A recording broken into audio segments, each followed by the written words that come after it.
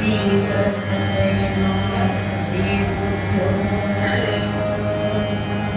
वक्रतुंड महाकाय सूर्यकोटि समाप्रभ निर्विघ्नं कुरु मे देव सर्वकार्येषु सर्वदा गुरुर्ब्रह्मा गुरुर्विष्णु गुरुर्देवो महेश्वरा गुरुसाक्षात् परब्रह्म तस्मै श्री गुरवे नमः। महायोगविद्ये यते भीमरथ्यां वरं पुण्डरीकाय दातुमुनिर्वै समागत्य तिष्ठन्तमानन्दकन्दं परब्रह्मलिङ्गं भजे पाण्डुरङ्गम् आपदामपहर्तारं दातारं सर्वसम्पदां लोकाभिरामं श्रीराम यो नमामि। शुकासारिके पूर्णवैराग्यराजे वसिष्ठापरि ज्ञानयोगेश्वराजे कवी वानिका सारिका मान्य ऐसा नमस्कार माझा सद्गुरु रामदासा। जय जय रघुवीर समर्थ पंढरीनाथ महाराज की जय। माऊली ज्ञानेश्वर महाराज की जय। जगद्गुरु तुकाराम महाराज की जय। आर्य सनातन वैदिक हिंदू धर्म की जय। भारत माता की जय। सब संतन की जय। मंगल मूर्ति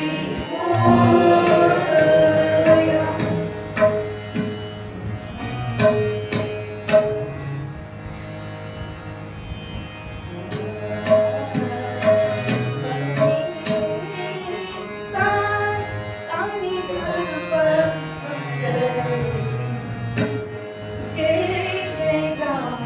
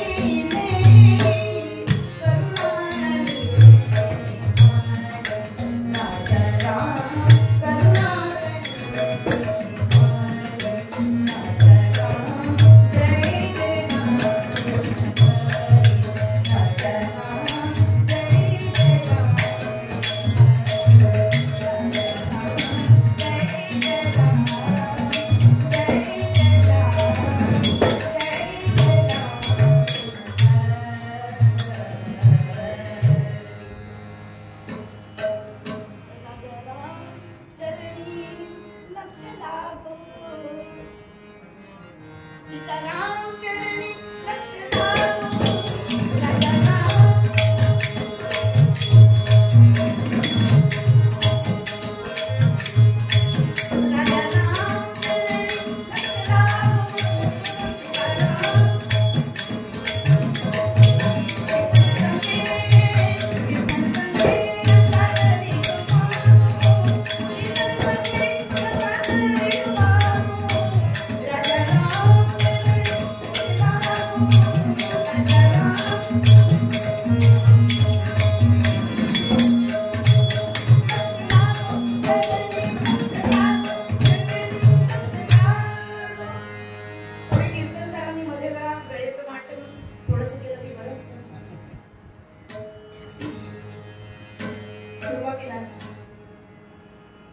पांडुरंगाच्या समोर नतमस्तक होऊन उपस्थित ज्यांच्या हृदयस्थ पांडुरंग परमात्म्याला सर्वप्रथम वंदन करते.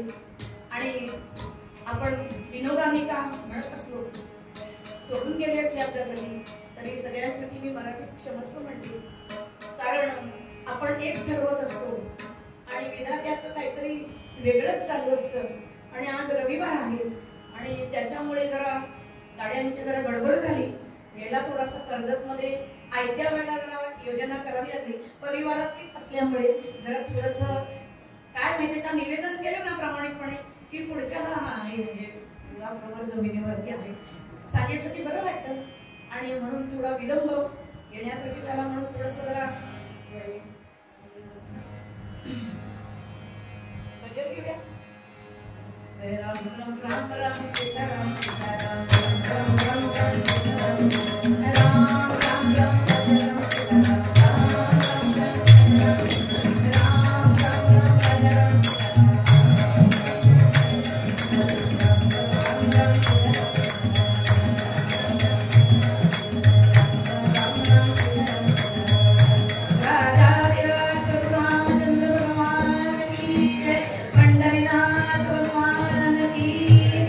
मंगलमूर्ति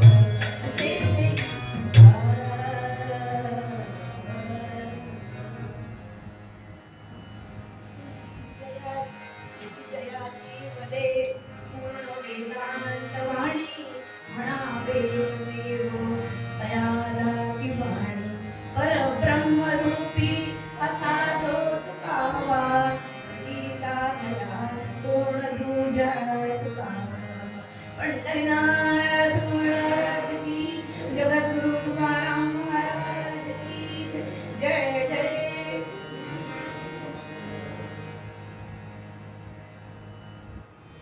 तुम्ही श्रोते जगदीश मूर्ती, तेथे माझी व्युत्पत्ती किती, बुद्धिहीन अल्पमती सलगी करणे श्रोता भक्ता। श्रीराम समर्थ, श्रीराम समर्थ, श्रीराम समर्थ, जय जय रघुवीर समर्थ। सदैव पांडुरंगाच्या आशीर्वादाने आणि आमच्या मोहित सरांचं आमच्या कीर्तन भक्तीवर असलेलं निस्सीम प्रेम, या प्रेमापोटीच 2 महिन्यापूर्वी एकत्र भेटलो असताना आजची कीर्तन सेवा निश्चित झाली आणि आज वसंत पंचमीचा अतिशय शुभपावन असा दिवस आणि जगद्गुरु तुकोबारायांचा प्रगट दिन जयंती जन्मदिवस। आपली परंपरा आपल्याला असं सांगत असते नेहमी की देवादिकांचे जन्मोत्सव साजरे केले जातात, पण संतांची पुण्यतिथी साजरी करतात। मग जयंती का नसावी? कारण ते आणि पांडुरंग एकच आहेत, लोकीचे ते देवच आहेत आणि म्हणून त्यांच्यासाठी आज मुद्दामून सेवेला घेतलेला अभंग आहे तो जगद्गुरु तुकोबारायांचा। तुकोबारायांचा अवतार सुद्धा भगवंताचाच आहे। तर सगळं त्याच्यावरती अनेक दिवस एकाच अभंगातल्या एकेका कडव्यावरती कीर्तन करू शकतात। निरूपणासाठी घेतलेल्या अभंगामध्ये जगद्गुरु तुकोबारायांना सांगतात, भरत ऐसे जाणा जे देवी उदास, गेले आशा पाश निवारवनी, विषय तो त्यांचा झाला नारायण, नावडे जनन माता पिता। तुका म्हणे सत्य कर्मा भाविसाय, घातली आवय नरका जाणे, भक्त ऐसे जाणा जे देवी उदास। जे भक्त उदास आहेत कशाच्या बाबतीत? गेले आशा पाश निवारवनी, ज्यांना आशा पाश त्यांचे निघून गेलेले आहेत ते भक्त आहेत। अनेक संतांनी भक्तांची व्याख्या करून ठेवली, आपण त्यातले कोणत्या प्रकारचे भक्त हे आपण आपल्या मनाशी ओळखूया। त्याच्या पुढच्या कॅटेगरीमध्ये मी बसतो भक्त या नावाला, कारण आपण स्वतःला समजतो मी पांडुरंगाचा भक्त आहे। ती भक्ती माझी किती आहे वरवर आणि किती वरवर आहे हे सांगण्यासाठी हा एवढा सगळा कीर्तन समूहाने घातलेला हा सगळा प्रपंच मांडलेला आहे कीर्तनाचा। त्याच्यातून मी समजते भक्तांना, पण भक्ताची लक्षणं सांगताना आमचे निळोबाराय पण छान सांगतात। कोणाला भक्त म्हणावं नेमकं? भक्त म्हणावे त्यासी न बनते पाशापाशी, आशेने बांधला तुका म्हणे वाया गेला। आशापाश गेले आशापाश निवारवनी। 4 भक्तांचं वर्णन केले, 4 प्रकारचे भक्त सांगितले। त्याच्यातले आम्ही कुठचे? आर्त, अर्थार्थी, जिज्ञासू आणि सगळ्यात भगवंताला प्रिय असलेला लाडका तो ज्ञानी।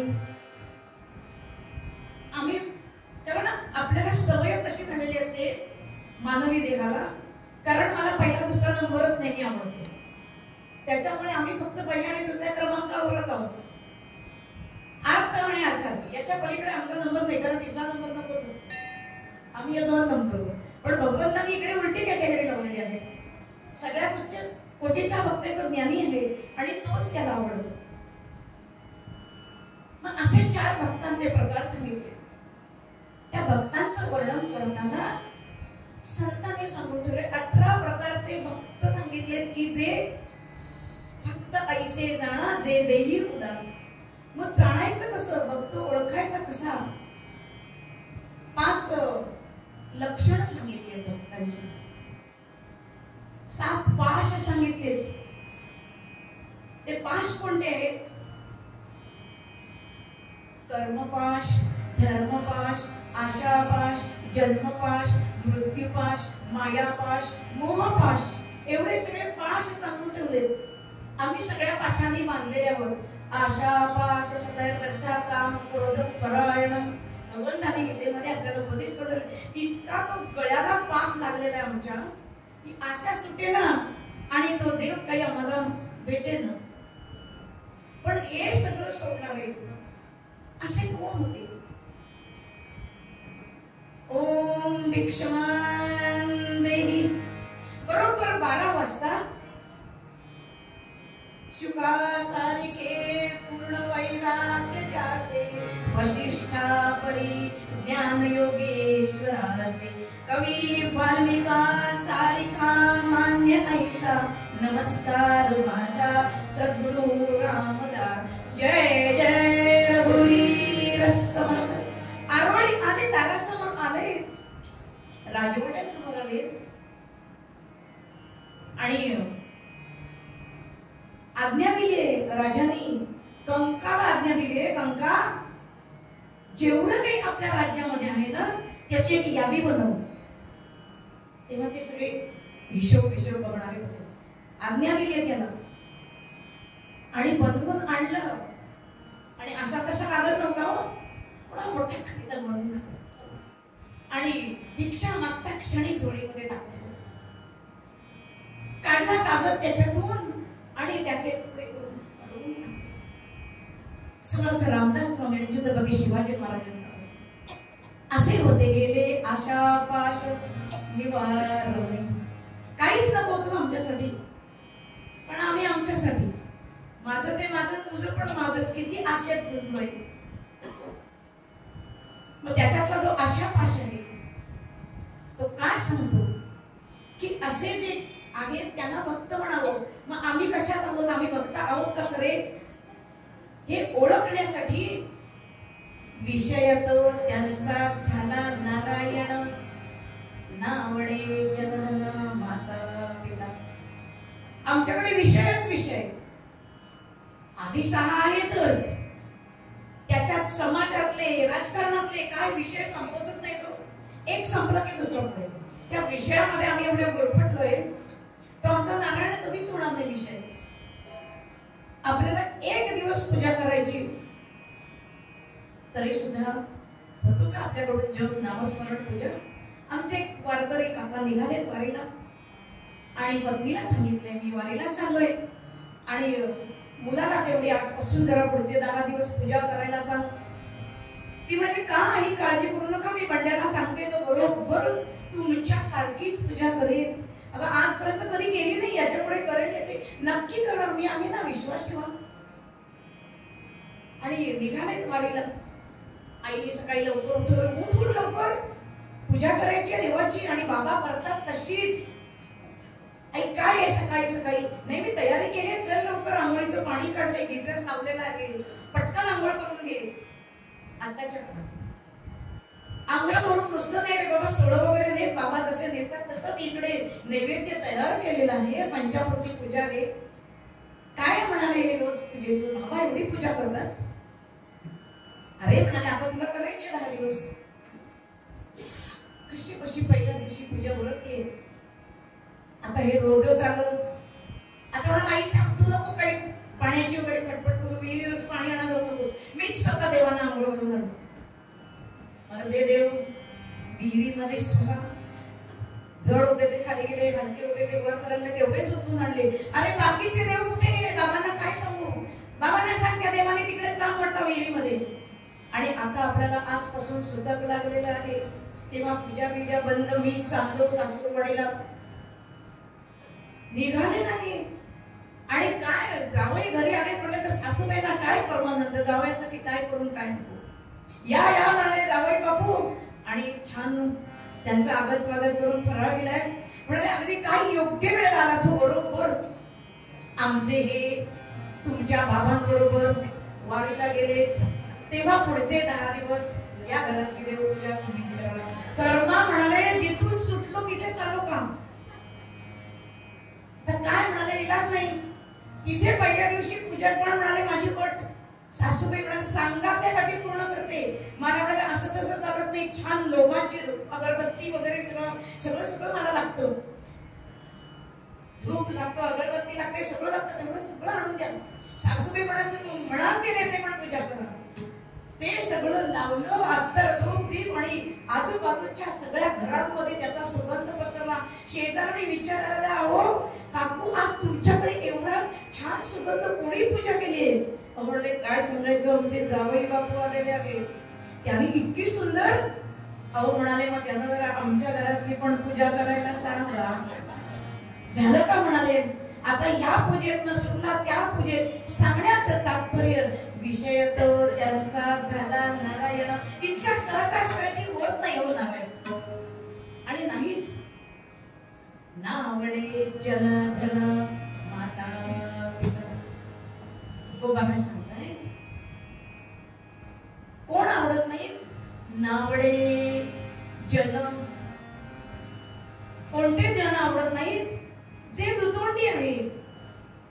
आपण म्हणतो समाज, लोक काय म्हणतील, कुठचे लोक काय म्हणतील, कोणत्या 4 लोकांबद्दल बोलताय? जे खांद्यावर घेतलं तरी बोलणार, बसून गेलो तरी बोलणार, कारण ते बोलण्यासाठीच आहेत. ते 4 लोक काय म्हणतील याचा विचार करू नका, पण आम्ही त्याचाच विचार करतोय. असे लोक आवडत नाही. नावडे जन, नावडे धन. आम्हाला तर सगळीकडे पैसाच पैसा, कारण पैशाशिवाय आजकाल जगात काही नाही. तुका म्हणे धन, धनासाठी घेती प्राण. काही करतील म्हणाले, पैशासाठी काही घेतील आणि देतील सुद्धा. अतिशय कंजूस, चिकट म्हणावा असं पाटील एका नावात. तर पाटील म्हटल्यावर आप केवढं रुबाब. म्हणाले चला पाटील वारीला जाऊया. प्रश्न कंजूस सुद्धा, खर्च होईल, नाही गेलं तर इज्जत. चला म्हणे जाऊया. मजल दर मजल करत निघाले आणि म्हणाले आता आलो इकडे तर आधी चंद्रभागेमध्ये स्नान करूया. चंद्रभागेमध्ये स्नान करायला उतरले ते पांडुरंग म्हणाला चला आता जरा यांची गंमतच करूया. वासुदेवाचं रूप घेतलंय. दान पावलो, दान पावलो, दान पावलो, दान पावलो, दान पावलो, दान पावलो. आले तिथे आणि सगळे वरती आल्यानंतर आपल्याला अजून तरी कर्जतच्या एवढ्या पंचक्रोशीमध्ये वासुदेव दिसतात आपल्याला. सकाळी सकाळी दर्शन झाल्यानंतर आपण गृहिणी जे काही असेल ते वासुदेवाला देत असतो. आता हा चिकट द्या मला दान द्या एवढ्या तीर्थक्षेत्रामध्ये. माझी सगळी पिशवी जी आणलेली आहे ती धर्मशाळेत आहे, तुम्ही तिथे या. वासुदेव पण पक्का होता मला चला आता पाटला पाठोपाठ धर्मशाळेत. तिथे आले. दान पावलं, दान पावलं, दान पावलं. या सांगितलं ना धर्मशाळेत या. अरे बापरे, कालो चालो आणि ज्या गोष्टी विसरलो होतो त्या बाजारात आणल्या. सगळे पैसे संपले म्हणाले. मग आता काय करायचं? असं करा तुम्ही माझ्या गावाला या. वासुदेव पण हट्टालाच भेटला होता. मला चला आता याच्या गावालाच यायचं. गावाला घरी आला दुसऱ्या दिवशी. दान पावलं, दान पावलं, दान पावलं. आला वासुदेव. आता म्हणाला इथे पण पिच्छा सोडत नाही, पण पैसा सोडायचा नाही. धनासाठी देती प्राण आणि घेती पण. आणि म्हणाला नाही आता येऊ दे, आता काय करायचं? बायकोला सांगितलं मी नाटक करतो गेल्याचं, तू आक्रोश कर. आलाय वासुदेव दाराशाला जाऊ. काय सांगायचं? वारी करून आले पण काय त्रास झाला नाही माहिती. एवढा झटका आला जोरात आणि आता पुढच्या घटका मोजतायत. बहुतेक त्यांचं काही खरं नाही. हरकत नाही म्हणाले. येथे कळी काळाचा भरवसा नाही. ठीक आहे म्हणाले, काही काळजी करू नका. उपजे ते नाशे नासले पुनर्पी दिसे दैसे गणिकायंत्र परिभ्रमेगा. काळजी करू नका, अंतयात्रा मी सगळे विधी करतो, तुम्ही काळजीच करू नका. तरी सुद्धा म्हणावं की नाही पाटलाने, अरे बाबा घे. धनासाठी काय? आता म्हणाले यांची अंत्ययात्रा करा. आणि ती गेली. अरे पाटला आता तरी उठ. पैसे द्यावे लागतील, अगदी फार शेवटपर्यंत चितेवर बसेपर्यंत पाटील काही उठायला तयारच नाही. शेवटी आमच्या भगवंताला दया आली, म्हणाले अरे उठ रे बाबा, सुटला तुझा पैसा नाही घेत मी. नावडे जनधन असं धन आम्ही इतक्या त्या धनासाठी काय करतो, त्या धनासाठी उदाहरण माता पिता. जन आवडत नाही, धन आवडत नाही तिथपर्यंत ठीक आहे, पण माता असं असेल. नावडे माता आहेत ना उदाहरण. कैकेयीचं उदाहरण डोळ्यासमोर आपल्या सगळ्यांचे येतं. काय भरताने उद्गार काढलेत, मातांना तू वैरिणी अजिबात बोलू नकोस. तुला माता म्हणायची सुद्धा लाज वाटते मला, अशी माता नको. नावडे पिता. भक्त प्रल्हाद म्हणाले असे वडील नसले तरी चालतील, नकोच नको तो. त्यांना वडील म्हणायला सुद्धा लाज वाटते. नावडे जनधन माता पिता. सगळं इकडे विषयांशीच आले व सगळं. आणि म्हणून आमचे सुभाषितकार किंवा सगळे जे मोरोपंतांनी सगळ्यांनी इतकं छान लिहून ठेवलंय की तुला हा जो नरदेव दिलेला आहे, ईश्वरे तुझ दिली नरकाया, ईश्वरे तुझ दिली नरकाया, साधने करीसी तू नरकाया, निशिदिनी भोगसी विषयाते, निशिदिनी भोगसी विषयाते, मानिसी तू न कधी विषयाते. पंढरीनाथ भगवान. अरे तुला भगवंताने एवढा नरदेह दिलाय आणि तू काय करतोस? श्लेष सर इथे समोर एवढे अभ्यासात बसले आहेत, तो डोळ्यासमोर येतो. अरे तू नरकात जाण्याची सगळी साधनं वापरतोयस, मोक्षासाठी तुला एवढं साधन दिलंय, भक्ती करण्यासाठी देवरूपी साधन दिले, त्याचा वापर करून त्याच्या चरणाशी जायचं का तू बाकीची सगळी विषयांची साधनं करतोस आणि नरकात जाण्याची तयारी करतोस?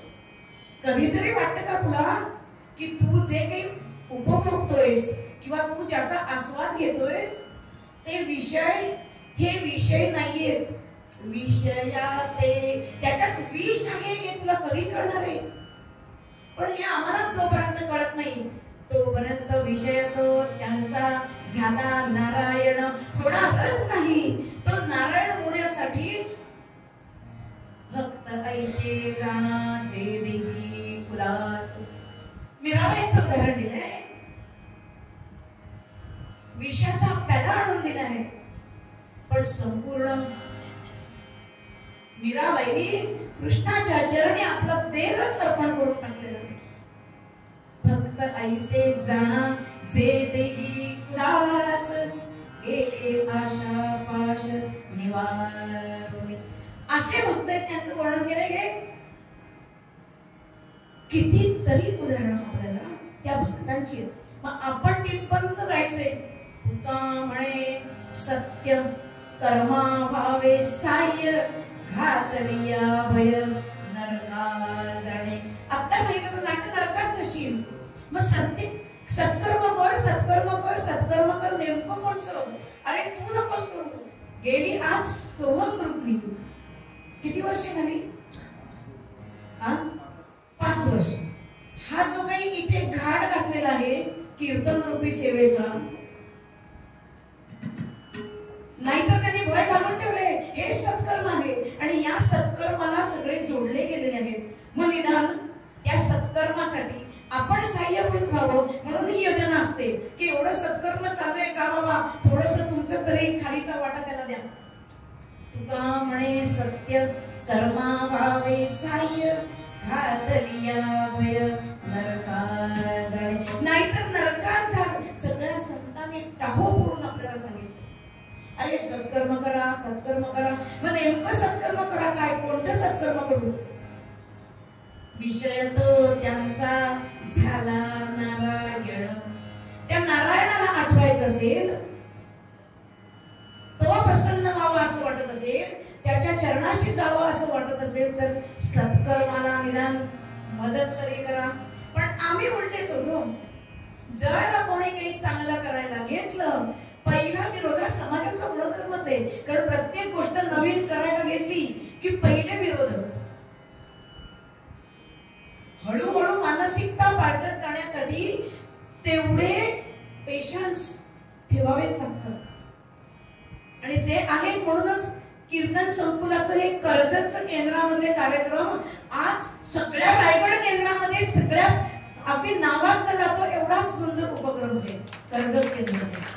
म्हणजे मी इथे उभी राहिले म्हणून या व्यासपीठावर सांगणं हा उद्देश नाहीये. पण संपूर्ण रायगडमध्ये विचार करायला गेला तर पुरोहित सरांचं नेतृत्व, समर्थाने नेत्याचे गुण वर्णन केले. त्यांना करणारा कोणीतरी हवं आहे, करणारा कोणीतरी असला की आम्ही तुमच्या मागे आहोत. पण सत्कर्म करणारा, निस्वार्थी पद्धतीने काम करणारा सरांसारखा माणूस जेव्हा एखादा पुढे येतो ना, तेव्हा बाकीचे सगळे सोमन ग्रुपचे सगळे लोक आपोआप जोडले जातात. एका दिव्याने अनेक दिवे लावण्याचं हे जे काम चालू आहे हेच सत्कर्म चालू आहे. आज इकडे संत आहेत माझ्या बाजूला. आज माझी आणि त्यांची दोघांची कसोटी आहे. बाईंना 3ला सांभाळायचं का 4ला सांभाळायचं. म्हटलं तुम्ही सांभाळून घ्यायचं, सर समोर बसले. आणि म्हणून त्या संतांना आधी वंदन आहे पहिलं. कारण जिथे जाऊ त्या त्या परिस्थितीत कीर्तन करायला कीर्तन करताच आलं पाहिजे. नाही तर तुम्ही कीर्तन करून अपयशी आहात. कारण कोठेही देऊ नका, तिथे उभं राहा आणि दिलेला विषय त्याच्या साक्षीने आणि आमच्या सगळ्यांच्या उपस्थितीत ठामपणे मांडा. कारण निर्धार मनाचा असेल तर तो चुकून सुद्धा तुमच्याकडनं चूक करून घेणार नाही. एवढी मागे पुढे उभा रागी सांभाळीत आलिया आघात निवार. आणि तो मागे पुढे असेल तर तुमच्यावर काही संकट आलं तरी त्याच्यातून तुम्ही तरुण जाऊ शकता. मग आपण कोणत्या मालिकेत भक्तांच्या बसायचे याच्यासाठी तुकाराम महाराजांनी या अभंगात वर्णन करून दिलंय. भक्त ऐसे जाणा जे देही उदास. आम्ही फक्त देहावरती उदास म्हणजे म्हणतो. आता देह आपण म्हटलं तर त्या देहाचे अनेक प्रकार म्हणून ठेवले, सांगितले. स्थूल आहे, सूक्ष्म आहे, कारण आहे, महाकारण पर्यंत पोहोचले. आम्हाला एवढंच कळतं हे शरीर आहे आणि या देहाला अमुक अमुक म्हणतात. काय बात आहे. इथे पण स्वर मिळालं, कारण बोलणं आणि चालणं सुद्धा तालासुरात असायलाच पाहिजे. नाहीतर जर वेडं वाकडं चाललं तर ताल जातो आणि इकडे वेडं वाकडं गायला तर सूर पण जातो. त्याच्यासाठी दोन्ही फार महत्वाचं आहे. आणि आनंद इतका आहे की दोन्ही मला छान सांभाळतायत. ती त्याची कृपा आहे आणि तुमचे सगळ्यांचे आशीर्वाद आहेत. आणि त्याच आशीर्वादाच्या बळावरती पुढचा आज आपण जे आख्यान भाग घेणार आहोत, मुद्दामन आज असा विषय निवडलेला आहे. सरांशी मी त्याच्यावर सविस्तर बोलले की सर अभंग वेगळा आहे, आध्यात्मिक अर्थ आहे, पण तो भक्त कोणत्या प्रकारचा आहे, तो वेगळ्या प्रकारचा भक्त. आणि त्याचं आख्यान मांडण्याचा आज तुमच्या साक्षीने आणि पांडुरंगाच्या आशीर्वादाने प्रयत्न करणार आहे. आणि म्हणून जगद्गुरु तुकोबाराय आपल्याला पूर्वप्रज्ञामध्ये सांगतात.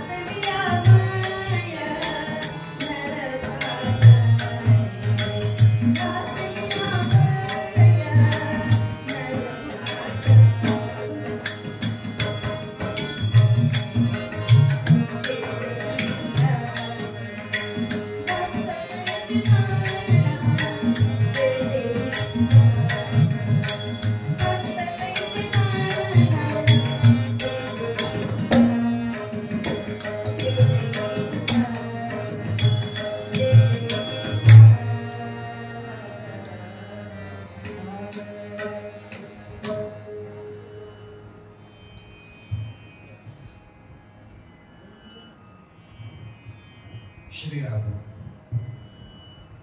आजचं कीर्तन पुष्प उठणाऱ्या कीर्तनकार आपल्या सर्वांनाच परिचयाच्या, आपल्या कर्जत तालुक्यातल्या नेरळमधल्या हरिभक्तीपरायण असावले ते काळे.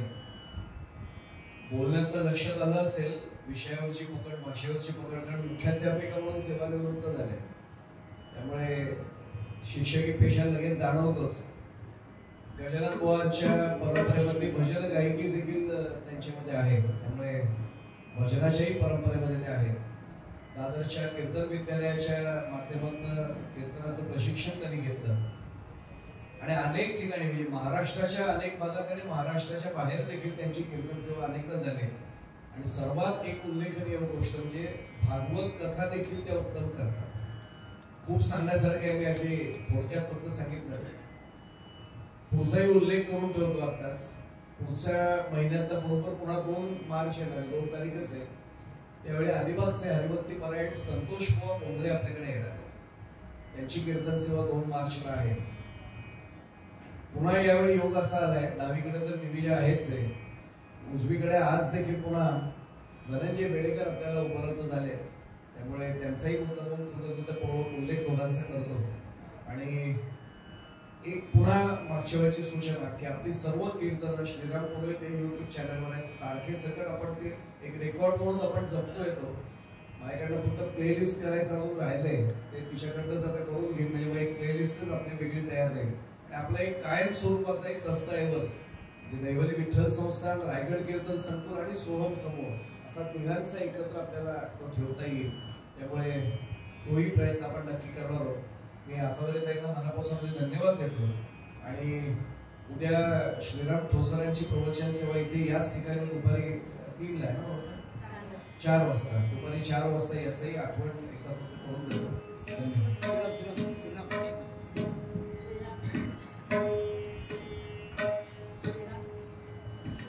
दिनांक 20 फेब्रुवारीला गजानन महाराज प्रगट उत्सव हा 147वा आहे.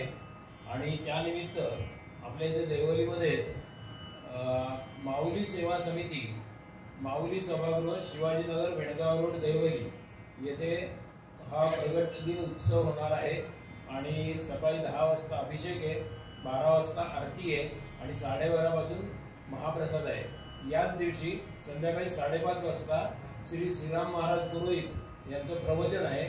सर्व भाविकांना विनंती आहे की त्यांनी या प्रवचन सेवेचा आणि बाकी सर्व कार्यक्रमाचा जरूर लाभ घ्यावा. धन्यवाद.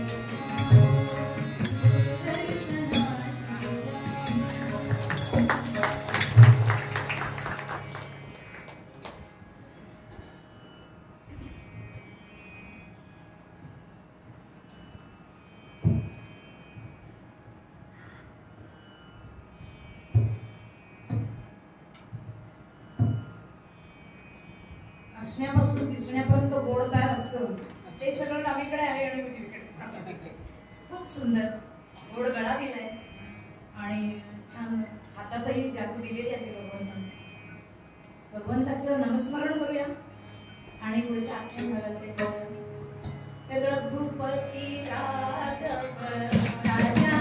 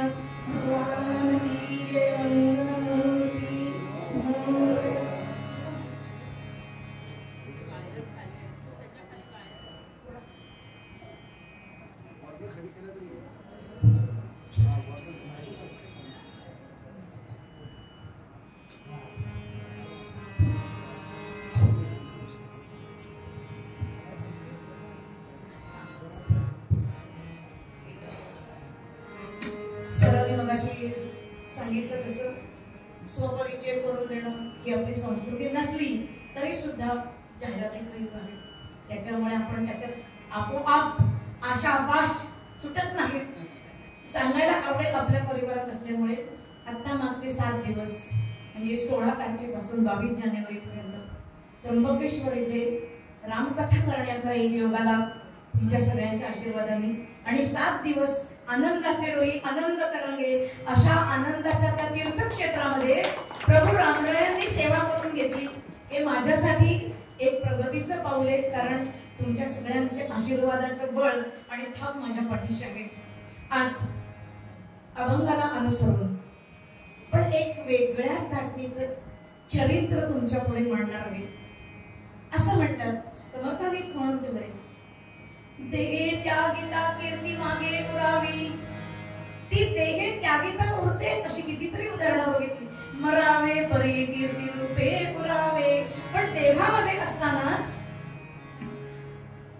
देवाचं कार्य करणाऱ्या, तर असं म्हटलंय, देहाकडून देवाकडे जाताना वाटेत देश लागतो. हे स्वातंत्र्यवीर सावरकरांचे विचार आणि त्याच विचारांच्या मुशीत तयार झालेलं एक स्त्री रत्न काय करू शकतं, आज त्याचा चरित्र भाग आपण बघणार आहोत. सियाचीन युद्धभूमी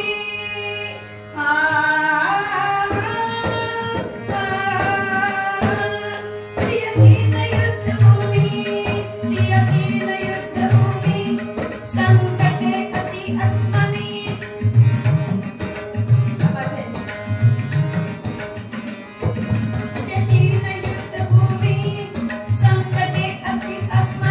प्राणवायू शून्यपेक्षा कमी, रमणांच्या विविधा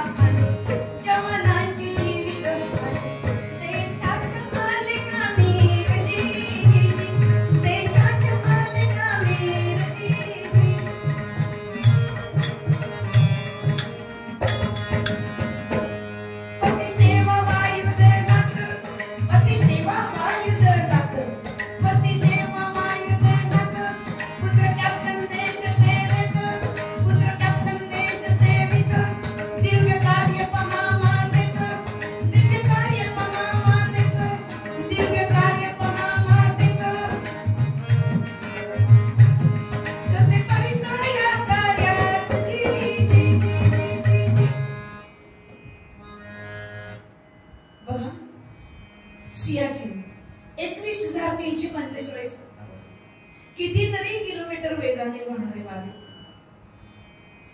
सर्वसाधारण थंडी सोडली तर -35 आणि थंडीच्या काळात -60 अशा अवघड आणि विचित्र हवामानामध्ये 362 गुणिले 24 गुणिले 7 अखंड डोळ्यात तेल घालून सर्वस्वाचं बलिदान देणारे आमचे जवान, त्या जवानांसाठी कार्य करण्याची प्रेरणा ज्यांना मिळाली. आपण सगळ्यांनी व्हिडिओ पाहिलेला आहोत, सगळ्यांना माहिती आहे काय केलं. बरोबर 15 नोव्हेंबर 2019 तत्पूर्वी 1950 साली परमवीर चक्र बहाल करण्यात आली. शौर्यासाठी दिला जाणारा सर्वोच्च पुरस्कार 21 जणांना दिली, त्यातले 14 शहीद होते आणि उरलेले जे 3 होते त्यातले बाना सिंग आणि त्यांचे 2 साथीदार. सियाचीनला जगातली सर्वोच्च रणभूमी मानलं जातं. तिथे एक कैद पोस्ट आणायची होती. सर्वस्व पणाला लावून ज्या बाना सिंगने जे काम केलं त्या कामगिरीबद्दल पुण्यामध्ये एका सभेमध्ये गौरव होता. अतिशय असा जाज्वल्य सोहळा होता.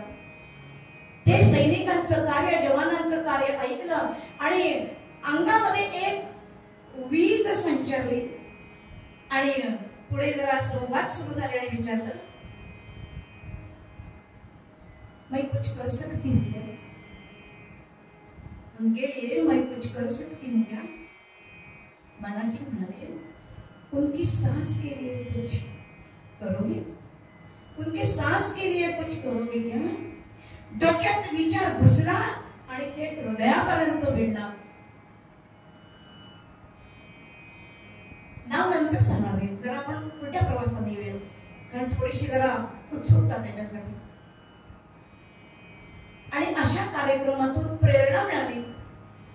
पण प्रेरणा मिळण्यासाठी बाळपणू असावं लागतं. आणि ते कसं होतं, राजहंसमध्ये सांगितलं, सैनिक हो तुमच्यासाठी केला हा आटा पेटा, सैनिक हो तुमच्या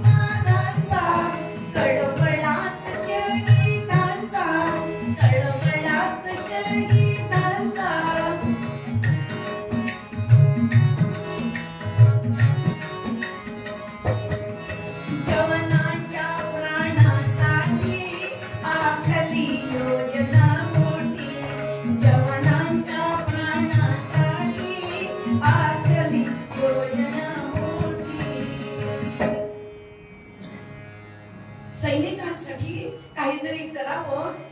पण ही प्रेरणा मिळण्यासाठी बाळपण करणं होतं. सावरकरांच्या विचारांचे संस्कार बालमनावर झाले होते.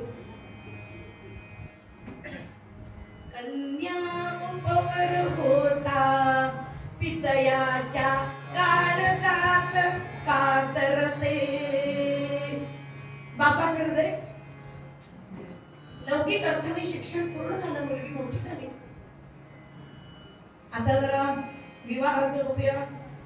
बाबा मला लग्न करायचं नाही, मला सर्वसामान्यांसारखा संसार करायचा नाही, मग काय करणार? पण हट्टालाच पेटलेत म्हटल्यानंतर करील एका अटीवर. सैनिकांबद्दल मनामध्ये लहानपणापासून जे काही प्रेम होतं आणि मला देशसेवेत कार्यरत असणाऱ्या एका देशभक्ताबरोबर क्रांतिकारकाबरोबर माझा विवाह करून दिला बाबा तरच मी तयार आहे. आणि विवाहाच्या गाठी स्वर्गात बांधल्या जातात असं म्हणतात. त्यांनी ठरवलं की तेव्हा म्हणजे तेव्हा होणारच, तुम्ही हो म्हणा नाही तर नाही म्हणा, त्याच्या मनात याचा अवकाश. योगेश चिराडे वायुदलातले प्रमुख, त्यांच्याशी विवाह झाला आणि सुमेधाताई चिराडे संपूर्ण घराणंच त्या संस्कारामध्ये देशसेवेने भरून गेलेलं सगळं, सैन्याचे रोजच्या रोज सगळे कानावरती सगळ्या घटना पडत होत्या.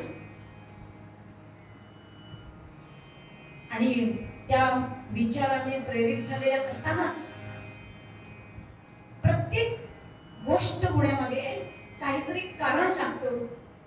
तशा घटना घडत गेल्या आणि आपण सगळ्यांनी कोरोनामध्ये श्वास काय आहे याचा श्वास भरून घेऊन अनुभव घेतलाय की त्या श्वासासाठी काय द्यावं लागलंय आणि किती जणांचे जीव गेलेत त्याच्यात. तेव्हा कळलं किती अनमोल आहे श्वास आपल्यासाठी. एकेका श्वासासाठी काय काय करावं लागलेलं आहे, सगळ्यांनी त्याचा अनुभव घेतला. श्वास रोखले होते सगळ्यांचे, तो कोरोना कधी जातोय तिथपर्यंत. आणि अशाच काळामधली ही सगळी प्रेरणा त्यांना मिळत गेली.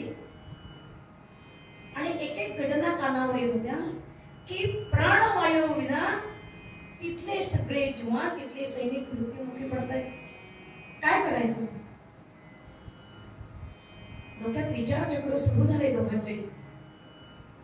जसा पती वायुदलात तसा मुलगा सुद्धा कॅप्टन, काय अभिमान त्या मातेला. आणि विचार सुरू झाले डोक्यामध्ये. सोपं नव्हतं. तर म्हणाले काय करायचं. ऑक्सिजन जनरेशन प्लांट आणि रिफिलिंग सेंटर,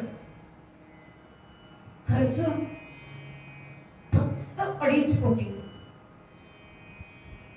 सर्वसामान्य 2.5 कोटी माणसाला, सर्वसामान्य माणसाला अशक्य पटीतली गोष्ट होती. म्हणजे विचाराच्या पलीकडेच होतं. कसं करायचं काही सुचत नव्हतं. पण करायचा हा मनाशी निर्धार पक्का होता. करायला घेतल्यानंतर पहिलेच आधी लोकांचे विचार, सरकार बघेल ना, तुम्हाला काय पडलं एवढं. पहिले प्रश्न, याला 4 लोक असं म्हणतो आपण, तुम्ही कशाला एवढं करताय, खिशात नाही दमडी. असू दे. समर्थांचे संस्कार होते विचारांचे, समर्थांच्या शिष्या होत्या. ठरवलं मनाशी करायचंच. लोकांकडे तर मागायला लागणारच आहे, पण त्याच्यासाठी काय करता येईल. आणि समर्थाने जे सांगितलं त्या विचारांनी काम सुरू केलं. आणि 15 दिवस रोज 15 घरं पावतीपेक्षा मागितली.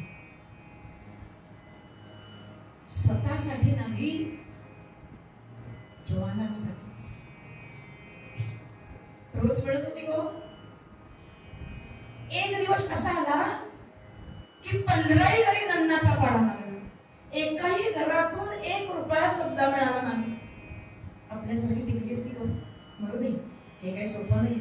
लोकांकडे जाऊन मागायचं, स्वतःसाठी नाही दुसऱ्यासाठी मागायचं तरी लोक देत नाही. जरा संध्याकाळची वेळ होती, वेळाकडची होते, जरा आता दुकान उघडलं, अजून कोणी नाही झाली, जरा लगेच काय आले बघायला. आणि तुमच्यासारखे सगळेच येतात. उत्तर नाना प्रकारची. भक्त ऐसे जाणा जे देही उदास, स्वतःसाठी काहीच नको होतं. गेले आशा पाश विमाने, सगळं सोडून दिलं होतं. कोणत्याही आशा पाशामध्ये गुंतलेला नव्हता जीव. काही हरकत नाही म्हणाल्या. हेही दिवस जातील. 1.5 तासाचे असे कार्यक्रमाची योजना आखली, तयार केले सगळे. आणि सगळीकडे जाऊन संपूर्ण देशभरामध्ये पिंजून काढला एक एक भाग. कर्जतला येऊन गेले. त्यामुळे कर्जतकरांना नाविन्याने सांगणं म्हणजे काय, काजव्याने सूर्याची स्तुती करते असं वाटतंय मला. पण असं वाटलं आज जरा की हा विषय कीर्तन रूपाने का मांडू नये. एक शिक्षिका एवढं कार्य करू शकते तर एक छोटीशी माझ्यासारखी शिक्षिका एवढंच तर करूच शकते ना. हा विचार मनात आला.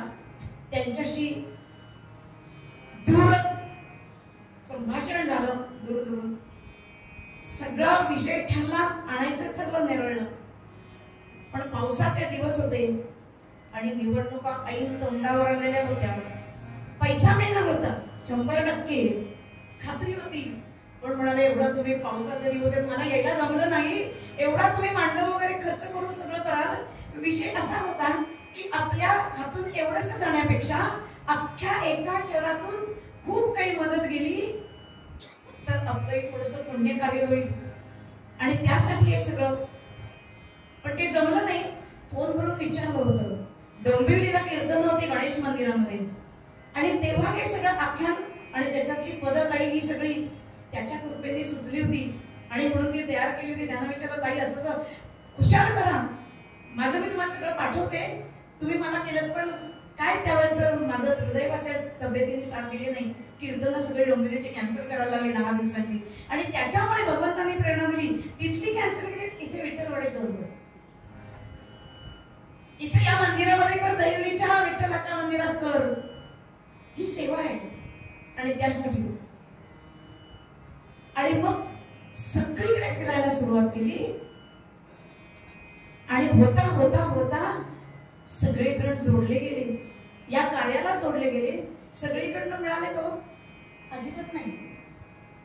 चांगले वाईट भरपूर अनुभव.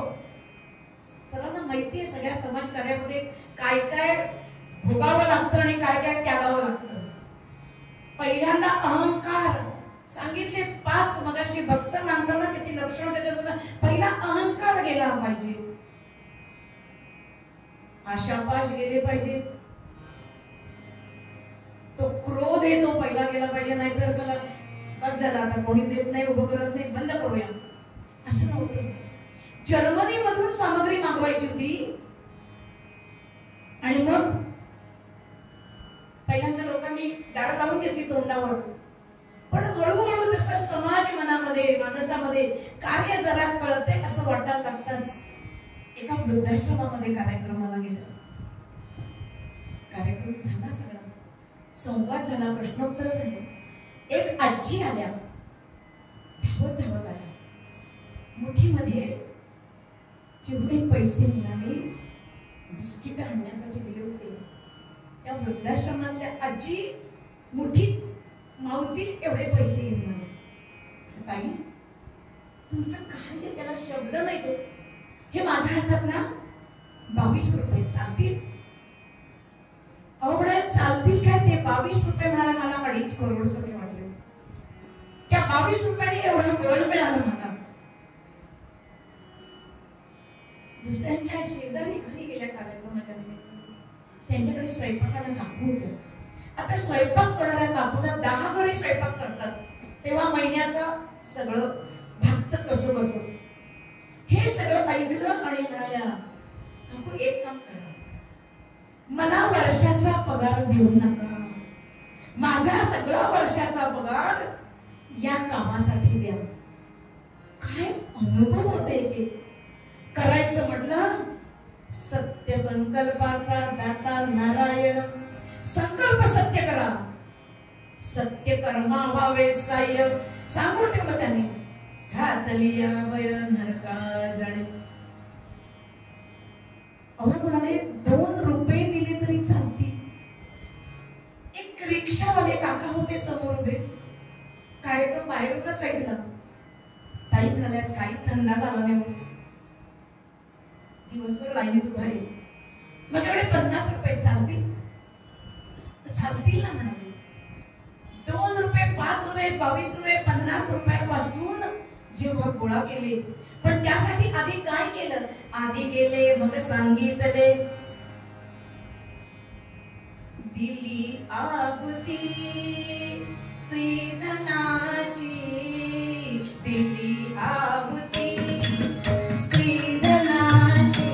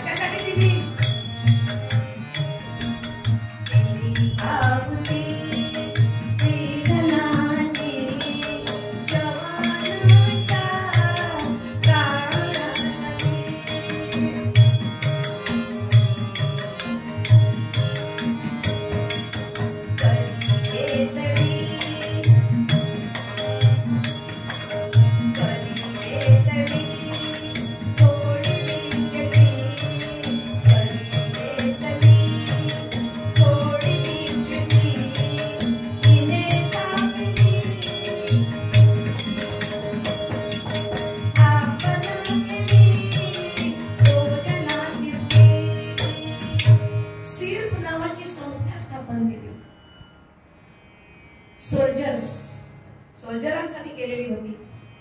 फाउंडेशन असं त्याचं पूर्ण रूप आहे त्याचं. SIRF अशी एक संस्था स्थापन केली सिर्फ, आणि त्याच्या अंतर्गत कार्याला पेटूनच उठल्या. हळूहळू धन जोडलं गेलं आणि आता जर्मनीहून स्त्री यंत्रसामग्री मागवली. आता संपूर्ण प्लॅन तयार करायचे सोपं नव्हतं, आणि होता होता होता सगळ्यांचे आशीर्वाद आणि आवश्यक तेवढं धन गोळा झालं. आणि ते होता होता आता मूर्त स्वरूपामध्ये योजना आता आल्या शेवटच्या टप्प्यावरती. आणि आता ते हँडओव्हर करायचं. इथे आता कितीतरी अशा गोष्टी सरकारतर्फे होतात, आणि मग जनता जनार्दनाला लोकार्पण सोहळा होता.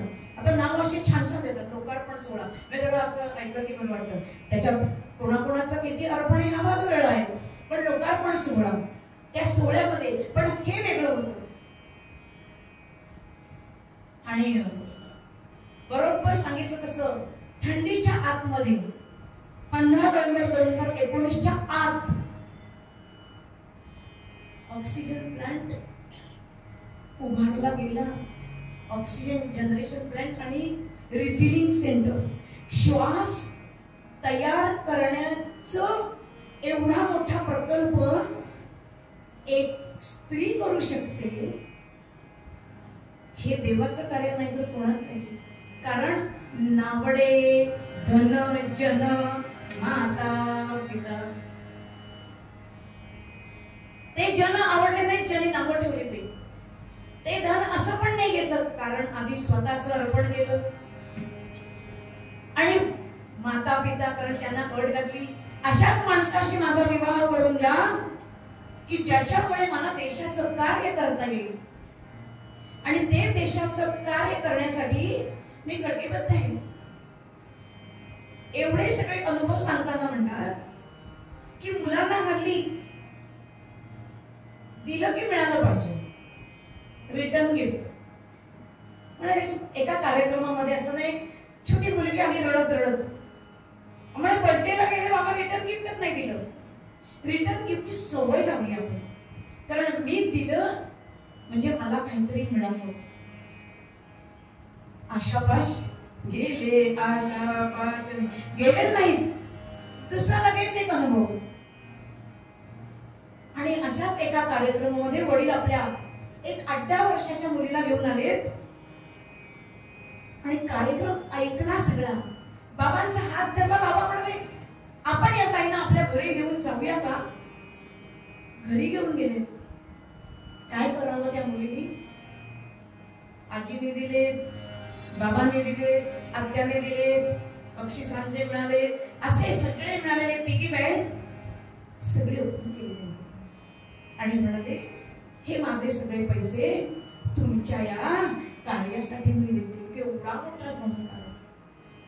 आता हे संस्कार यांच्यावर घरातून झाले म्हणून त्यांना असे अनेक अनुभव गोळा करता आले. अशा सुमेधाबाई चिथाडे आणि त्यांचे पती योगेश आणि त्यांचा पुत्र सगळं कुटुंब कसे होते. भक्त कैसे जाणा जे देगी उदास विषय तो त्यांचा झाला नारायण. आता कुठे देश हा देव असे माझा अशी घडावी माझ्या हातून तेजोमय. तशीच घडली, त्यालाच देव मानलं. मग प्रत्यक्ष तिथे भगवंत आहे. जननी जन्मभूमीश्च स्वर्गादपि गरीयसी. तिलाच मानलं, तिच्यापेक्षा महान कोणी नाही. मग अशा ज्या जन्मभूमीमध्ये मी जन्माला आलो, जिथे वाढलो, त्याच्यासाठी माझ्या प्रती काही कर्तव्य आहे की नाही. आम्हाला बाकी सगळी कर्तव्य समजतात. आज हे सांगण्याचं कारण, आज अभंग वेगळा पण आज चरित्र वेगळं घेण्याचं कारण आज असं होतं. सहज प्रेरणा देणारा तोच आहे आणि त्यांनी प्रेरणा दिल्यानंतर अशा गोष्टी घडत असतात. सगळे असे छोटे छोटे सगळे व्हिडिओ त्यांनी आतापर्यंत अनेक कार्यक्रमातून केलेत आणि अनेकांनी ते ऐकले. तुम्ही तर कर्जतवाल्यांनी त्यांना जवळून पाहिले. आम्ही तर अजून जवळून पाहण्याचा योग आला नाही, पण त्यांना विचारता क्षणी त्यांनी उत्तर दिलेलं आहे. तुम्ही असं कार्य करत असाल तर माझे आशीर्वाद त्याला नक्की आहेत. कारण हे कार्य एकट्या दुकट्यांचं नव्हतं. ज्या वेळेला त्या दोघांनी हे कार्य हातात करायचं ठरवलं, त्यावेळेला त्यांना संसार नव्हता का होता, पण तो करण्यासाठी त्यांनी सांगितलं होतं मी तो करणारच नाहीये आणि मला देशाच्या कार्यासाठी, राष्ट्रासाठी काहीतरी करायचं आहे. इदं न मम राष्ट्राय स्वाहा. राष्ट्रासाठी काहीतरी करावं आणि ते करण्यासाठी म्हणून त्या कटिबद्ध झाल्या. आज पुण्यामध्ये अवघ्या देशभर त्यांचे कार्यक्रम पूर्णपणे याच्यासाठी चालले. हे एका दिवसाच्या एका श्वासासाठी कार्य नाहीये. अखंड ध्यास घेतलाय. कशाचा घेतला तो? त्या देशासाठी घेतला, त्या जवानांसाठी घेतला की जे आपला सगळा संसार, सगळं घरदार जिथे देशासाठी वाहून दिले, वेळ प्रसंगी प्राणांचं बलिदान देऊन देशाच्या सीमा लढत आहे. आपण जातो, सहलीला जातो. कुठे गेला होता? काश्मीरला गेलो होतो. काश्मीरचं सौंदर्य बघायला गेलो होतो. पृथ्वी तलावरचा स्वर्ग आहे असं लिहिलंय सगळीकडे, पण तिथे सगळी ती सीमा लढवत असताना आपण गेलं तर आपल्या असं त्यांना पाहिलं ना तर डोळ्यातल्या अश्रुधारा थांबत नाही. काय होतं त्यांना? आता 26 जानेवारीला टीव्हीवरती सगळे कार्यक्रम दाखवतात, त्याच्यामध्ये एक प्रसंग दाखवला होता. जे जवान शहीद झाले, त्या शहीद जवानाचा एक 6 वर्षाचा मुलगा, त्याची मुलखत होती. त्या सुमेधाबाई चिथाडे त्यांचे इथे कार्यक्रम होता. त्या कार्यक्रमात वडिलांना ते जेव्हा माझा जन्म झाल्यानंतर गेली, मी वडिलांना पाहिलंच. मला वडील काय आहे ते मला माहीतच नाही. अक्षरशः तो मुलगा काय मोठून रडत होता मुलाखत देताना. मग अशांच्या घरी जाऊन काय केलं? हे तर केलंच. ज्यांच्या पोटामध्ये बाळ आहे, ज्यांचे नुकतेच विवाह झालेले आहेत, अजून संसाराची, सुखी संसाराची स्वप्न रंगवायला गेले आणि असे त्यांचे पती सीमा लढवताना दारात येते पडले. त्या शहीदांना जेव्हा तिरंग्यामध्ये गुंडाळून जेव्हा घरी आणलं जातं, त्या प्रत्येक वाडी वस्तीवरती गेल्या आणि तिथे जाताना तिथला प्रसंग पाहून त्या सगळ्या छोट्या छोट्या लेकी बाळींना धीर देण्याचं काम केलं. शब्द होते का हो धीर नाही ना? शब्दांच्या पलीकडचे प्रसंग होते. नुसता धीर देऊन भागणार नव्हतं, त्यांना उभं करायचं होतं स्वतःच्या पायावरती. नुसता एवढा ऑक्सिजन प्लांट करून थांबल्या नाहीत. त्या सगळ्या हे म्हणजे आता अविरत कार्य घेतलंच, कसाच घेतला. त्या प्रत्येकाच्या घरी जायचं, तिथे भेट द्यायची, त्या कुटुंबातल्या वडीलधाऱ्यांना आणि मुलाबाळांना आधार द्यायचा. आणि तो आधार देत असताना त्यांच्या कुटुंबासाठी मला काय करता येईल म्हणून ते एवढा प्लॅट उभारलाय म्हणून कार्य थांबलेलं नाही. आजही आणि याच्या पुढेही अखंड सेवा संपूर्ण मानव जातीकडून माणसांकडून म्हणूया जेव्हा अखंड मदतीचा स्रोत जाणार आहे तरी पण हे कार्य थांबणार नाही. आणि त्यांच्या घरी जाऊन त्यांना स्वतःच्या पायावर उभं करायचं, त्यांना कुठेतरी त्यांच्या नोकरीची व्यवस्था करायची, मुलाबाळांच्या शिक्षणाची व्यवस्था लावायची आणि त्यांना आलेल्या दुःखद प्रसंगातून बाहेर काढण्याचं काम सुमेधाताई 24 तास करतात. अखंड डोळ्यासमोर ध्यास घेतलेला. सगळीकडे चांगले अनुभव आले का नाही ते पाहिलं त्या आणि स्वतः त्यांचे यजमान दोघंही प्रत्येक घरात जात आहे. आज सगळीकडे सुशिक्षित किंवा सुसंस्कारित वातावरण नाही. खेड्यापाड्यामध्ये जेव्हा जातात खूप वेगळे वेगळे अनुभव त्यांना घ्यावे लागतात आणि ते घेत असताना त्यांच्या हृदयामध्ये सुद्धा कालवा चालू होते. एक समोर तरुण जवान शहीद झालाय आणि आज त्याचं संपूर्ण कुटुंब उभं राहणार आहे. ती मुलं बाळं पुढे शिकायची. जेव्हा पत्नी उभी राहील स्वतःच्या पायावरती त्याच वेळेला त्यांचा संसार राहणार आहे आणि तो संसार सगळ्यांचे संसार जणू काही सावरण्यासाठीच ही आदिमाया आदिशक्ती जन्माला आली असते. सर्वसामान्य स्त्रीचं हे काम असूच शकत. काहीतरी आतमध्ये दैवी शक्ती असल्याशिवाय त्या हे काम करू शकत नाही. कुठेतरी आतमध्ये काहीतरी पूर्व पुण्य होतं आणि म्हणूनच ते काम त्यांना केलं. त्या सगळ्यांना उभं केलं. त्यांना संसारात पुन्हा त्या मुलाबाळांना शिक्षणाची सोय लावायची. मग शाळेत आता तिकडे कसं त्यांची मुलं म्हणजे पुन्हा सगळ्या माध्यमाचा प्रश्न शिक्षणाचा. त्या माध्यमामध्ये त्या मुलांना शिक्षणासाठी त्या शाळांमध्ये जायचं, त्या मुख्याध्यापकांना भेटायचं, त्यांची भेट घेतल्यानंतर त्यांना त्या वर्गामध्ये प्रवेश मिळवण्यासाठी काय लागेल तो पैसा स्वतः खर्च करायचा. आणि अशा कितीतरी शहीदांच्या घरी म्हणजे त्यांना अशी रात्रंदिवस झोपच नाही, त्यांच्या घरी जायचं आणि हे कार्य करायचं. त्याच्यासाठी लागणारा पैसा असे कार्यक्रम सगळीकडे जाऊन करायचे आणि त्याच्यातून पैसा गोळा करायचा आणि तो पैसा तिथे द्यायचा. विषय तो त्यांचा झाला नारायण. इथेच तो त्यांचा सगळे विषय स्वतःचे जिंकून घेतले होते. का त्यांना नव्हतं काही वाटत आपल्या घरात पण सण वार उत्सव कुटुंब सगळं आहे, आपल्यासाठी काही करावं.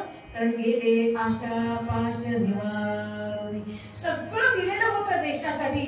म्हणजे फक्त जवानच देशासाठी करतात असं नाही, तर एक स्त्री अनेकांच्या मदतीचे हात लागल्यामुळे काय करू शकते याचा आदर्श म्हणून आज हे चरित्र मुद्दाम आख्यान भागासाठी मांडण्याचा हा सगळा खटाटोप होता.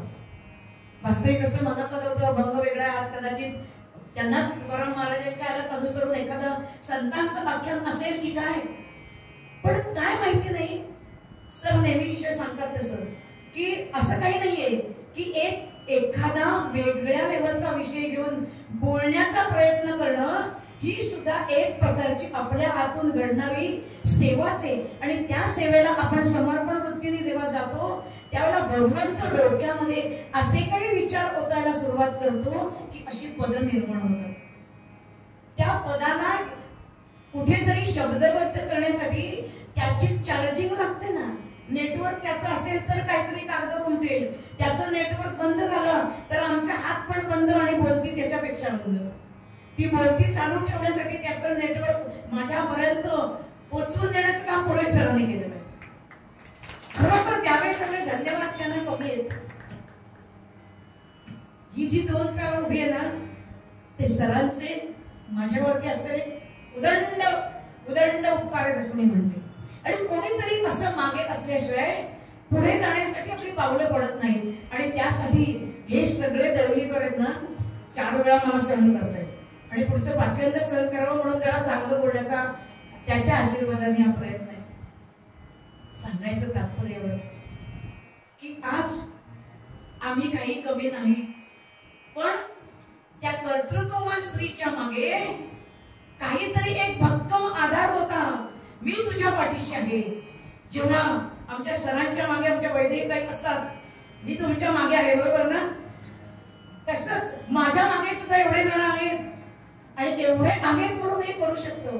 आणि मग हे कार्य करण्यासाठी सुमेधाताईंच्या या कार्याला आपल्या सगळ्यांचे, आपण म्हणूया प्रत्येक वेळा पैसाच काम करत नाही. सेवा करायची असेल तर प्रत्येक वेळा पैसाच असावा लागतो असं नाही.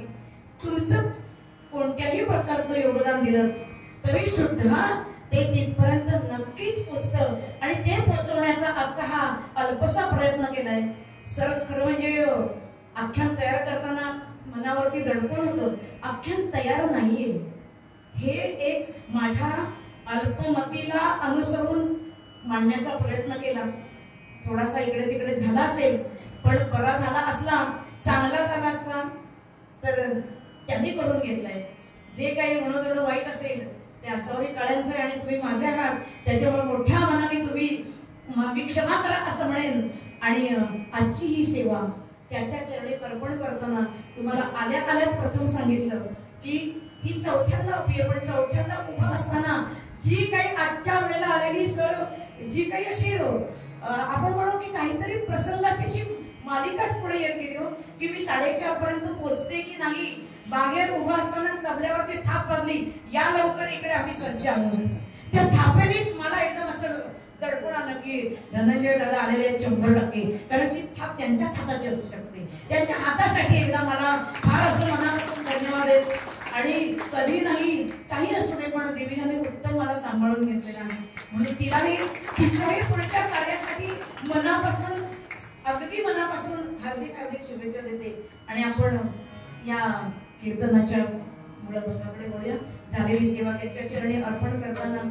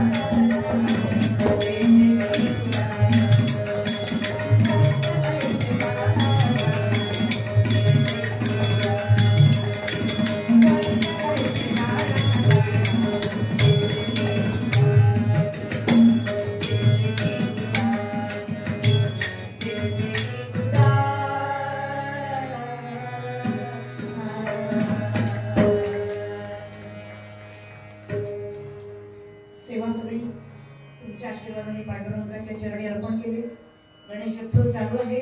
गणेशाने जशी बुद्धी दिली, बुद्धिदाता तो आहे, त्यांच्यामुळे म्हणण्याचा प्रयत्न केला.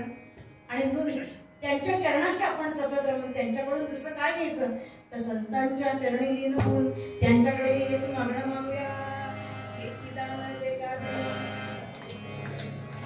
हेची दान दे का देवा.